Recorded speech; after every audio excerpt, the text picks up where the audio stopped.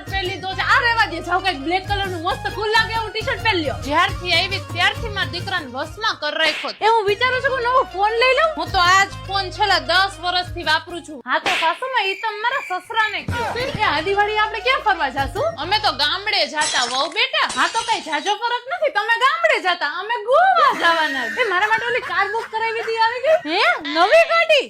મેને તારા સસરાએ તો આખી જિંદગી એક જ સ્કૂટરમાં કાઢી નાખી. અરે રે સાસુમાં સારા પતિ મળવાની આમે નસીબની વાત. હે શું કીધું? લાગે છે સસરાજીએ તમને બહુ હલકામાં લીધા. પણ તું અમને ભારે પડો એનું શું અને ગાડીનું શું કહેતી હતી? જો સાસુમાં સરપ્રાઈઝ. હે આ શું? હાથી સાસુમાં. હે હા તો બીજું શું? કાર છે, કાર ટાટા ટિયાગો. હજી એક ખર્ચો. અરે સીએનજી છે.